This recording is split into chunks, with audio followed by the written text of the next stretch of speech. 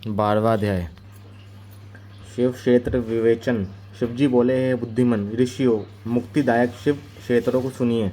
घैन वनों और पर्वतों से युक्त इस भूमि का 50 करोड़ एक ऐसा विस्तार है कि जिस पर इस विस्तृत जगत में इसके निवासियों के कल्याणार्थ जहाँ तहाँ श्री शंभु भगवान ने कृपा कर अपने क्षेत्रों की कल्पना की है। इसके अतिरिक्त ऋषियों और देवताओं के घ्रैण और परिघ्रैण से लेकर शास्त्र स्वयं भी प्रकट हुए अनेक ऐसे क्षेत्र हैं कि जिनमें सर्वदा स्नान, दान और जप आदि करना योग्य है, और ना करने से दुख, दारिद्र्य तथा गूंगेपन का विकार मनुष्य को घेर लेता है। आहो, ऐसे भारतवर्ष में प्राण विसर्जन करने वाला मनुष्य ब्रह्मलोक को प्राप्त कर पूर्ण मनुष्य योनि को प्राप्त करता है। क्षेत्र में पाप करना वृक्ष की तरह दृढ़ हो जाता है। अतएव हे मुनियों, पुण्य क्षेत्र में निवास करने पर किंचित भी पाप न करें, और जैसे भी हो सके मनुष्य को चाहिए कि वह सर्वदा पुण्य क्षेत्र में ही निवास करें। गंगा आदि नदियों के तट पर अनेकों तीर्थ हैं। 7 मुख वाली सरस्वती नदी बड़ी ही पुनीत है। उसके तट पर निवास करने वाला ब्राह्मण पद को प्राप्त होता है। हिमालय से निकली शतमुखी गंगा नदी पतित पावन है। उसके तट पर वास करे अथवा काशी आदि अनेक पुण्य क्षेत्र हैं कि जिनमें जाकर बसें।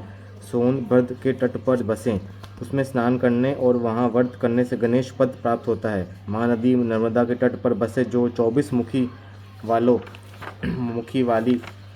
और वैश्य पद प्राप्त करने वाली है। 12 मुखों वाली तपसा नदी, 10 मुखी वाली रेवा नदी और महापुण्यदायक गोदावरी नदी के तट पर बसे, जहाँ की बसने से ब्रह्म हत्या तथा गोहत्या का भी पाप नष्ट हो जाता है। ये 21 मुख वाली गोदावरी रुद्रलोक को देने वाली है। इनके अतिरिक्त 18 मुख वाली कृष्ण वेदी नदी विष्णुलोक दायक, 10 मुखी दुर्धभदा ब्रह्मलोक दायक और सुवर्णमुखी नदी जो 9 मुखी वाली है और जो ब्रह्मलोक से च्युत हुए प्राणियों को अपने तट पर जन्म देती है, तथा सरस्वती, पंपा, जन्या, क्षेत्र नदी, महापुण्य कावेरी, जिसके 27 मुख हैं, ये सभी पुण्यदा शुभ पद और सर्वगदायक हैं, तथा इनके तट ब्राह्मण और विष्णु पद के देने वाले हैं। ये सभी पुण्य क्षेत्र शिव लोकदायक और शिव संबंधी अभिष्ट फलदायक हैं। इन सभी नदियों और क्षेत्रों में स्नान का अपना अपना उनका एक पृथक पर्व है। इन पर्वों और मुहूर्तों में जो इन नदियों में स्नान करता है, उसे उनके महात्म्य के अनुसार उत्तम मोहतरम फलों की प्राप्ति होती है।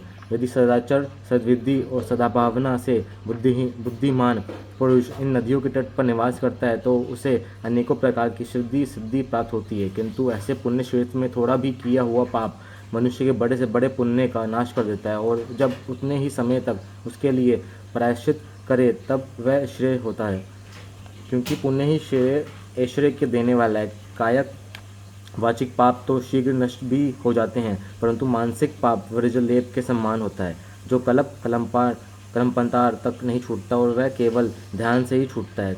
जब ध्यान और तप से सब शरीर को सुखावे, तब कहीं उसके छुटकारा प्राप्त होवे। पुण्य पाप के 3 चक्कर हैं, बीज, वृद्ध और भोग। ज्ञान द्वारा इन तीनों को घटाया बढ़ाया जा सकता है, परंतु इस प्रकार के प्रयत्न की आवश्यकता ही क्या है। ना पाप करेगा, ना उसके शमन करने का यत्न करना होगा। अतएव जगत में निष्पाप जीवन ही उचित है, और मनुष्य को सच्चा सुख तभी प्राप्त होता है। अति श्री शिव महापुराण विदेश्वर संहिता का 12वां अध्याय समाप्त।